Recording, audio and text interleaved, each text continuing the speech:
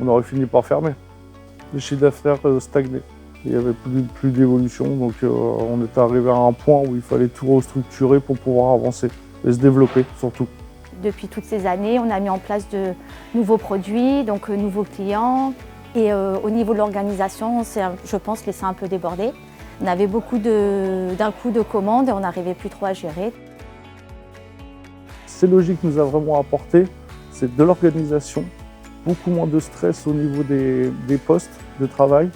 On a organisé les flux, on a organisé les postes de travail, on a défini les postes par couleur et organisation de diffusion sur les productions, ce qui nous a permis d'augmenter le chiffre d'affaires. On est passé de 900 000 € à l'année à 1 million, pratiquement 300 000. Avec la même capacité au niveau personnel, on a réutilisé nos machines sans être obligé d'en racheter. J'ai vu beaucoup de changements, notamment dans mon travail. J'étais toujours obligée, les clients me téléphonaient pour savoir leurs commandes, si elles étaient terminées, pas terminées, où ça en était. Donc je devais toujours quitter mon poste, aller à l'atelier, déranger les garçons qui étaient en fabrication. On reprenait le dossier, on ne savait pas trop où ça en était. Et c'est vrai qu'après l'intervention de C-Logic, on a mis en place des codes couleurs avec des pochettes. Donc c'est-à-dire que dès que les garçons à l'atelier voyaient qu'il y avait une pochette de couleur qui ne correspondait pas à la semaine, hop, ils la prenaient, ils allaient voir pourquoi, ils venaient m'en informer, il y a un retard de livraison ou il y a un retard de fabrication. Comme ça, moi, en amont, je pouvais prévenir le client.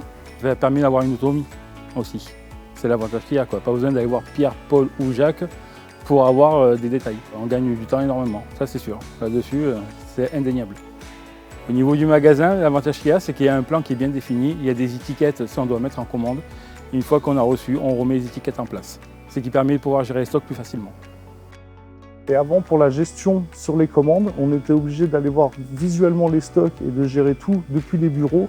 Maintenant, c'est les opérateurs eux-mêmes directement, avec des gestions d'étiquettes, arrivés au moment de commander, qui gèrent leur stock en passant directement les commandes au bureau. Ce qu'on nous a amélioré aussi, c'est comment travailler la façon de procéder dans l'atelier. À l'époque, on fabriquait et on envoyait, mais on fabriquait un chariot complet. Donc on s'est rendu compte qu'on lui envoyait tout d'un coup et que du coup ça bloquait à cet endroit-là. Donc on s'est dit si on diminue les chariots à la moitié du chariot, bah, ça pouvait tourner plus facilement. Ça ne bloquait pas quelque part. Et du coup ça a beaucoup aidé aussi. Ça a quand même pas mal aidé pour le temps de travail, de savoir les priorités, s'il y a un poste qui est bloqué, aller l'aider, et après ainsi de suite pour que ça découle comme il faut, pour ne pas avoir l'effet entonnoir.